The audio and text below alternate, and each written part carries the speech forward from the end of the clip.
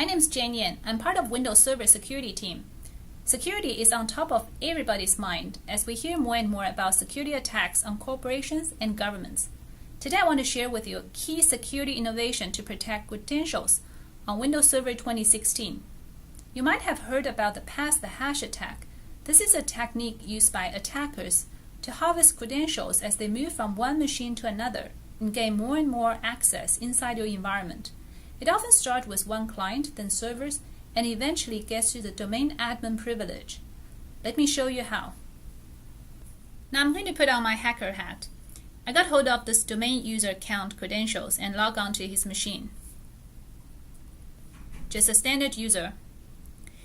And now I'm going to run this tool that I downloaded from the internet. It will dump all the hashes stored in the access memory on this machine. There's a lot of accounts. Let's take a look who has logged onto this machine.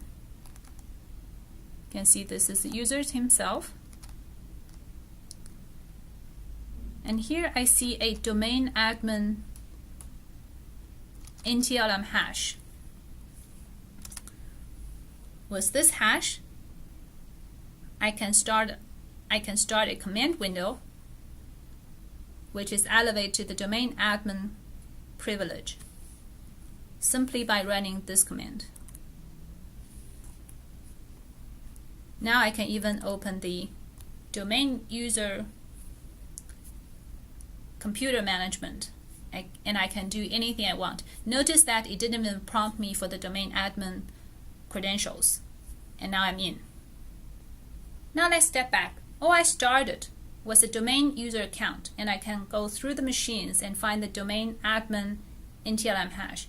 What if those hashes are not extractable? And that's what Credential Guard can protect. Let's see I have a machine now with Credential Guard enabled. Open up the system information. You can see here the Credential Guard is configured to run. And now I'm going to run the same tool I downloaded from the internet and dump the LSS memory to see what are the credential format now looks like in LSS memory. Going through the accounts here. This is the user that logs on this machine. Look how different it is now. Instead of showing the NTLM hash in clear text, now it's an encrypted blob. Same for the domain admin here, for the privilege cannot be exploited. Credential Guard can be easily deployed using the group policy and enabled on either physical or virtual machines running Server 2016, or it can be either on-prem or in the cloud. Credential Guard protects the account logged on to the machine locally. What if you are using remote desktop to access Server 2016? That's where remote Credential Guard comes in. When you RDP from a machine running the latest Windows 10 or Server 2016, the credentials are not even sent to the target server if you're using remote Credential Guard, and then there's no hashes in memory to begin with. From this client, I'm going to run a remote desktop using remote Credential Guard. See the parameter specifies that remote Credential Guard is used. Did you notice that I didn't enter my user credential? The single sign-on experience is provided by the remote Credential Guard as well, and your credential is not sent to the server. Now you may wonder, if the target server doesn't have my credentials, how do I access other resources? For example, like a file share from the RDP server. And let's take a look how that works. I'm going to run netuse to a network share that I created for my user account. Just like that simple. The remote guard actually will get the credentials from the client machine and then authenticate against this file share on the network.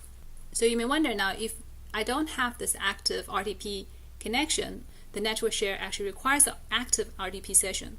So I wrote a little script, and that script will not be able to run without the active RDP session. Now let's take a look at what happens with this delayed connection.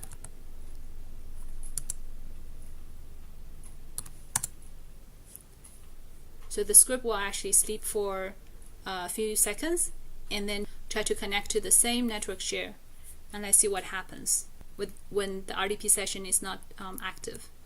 Connect back. As you can see, now it's waiting for the user to enter credentials. In the last few minutes, I've shown you how effective the new security features in Server 2016 can help you to protect your environment. For more information, you can click on this link. Thank you.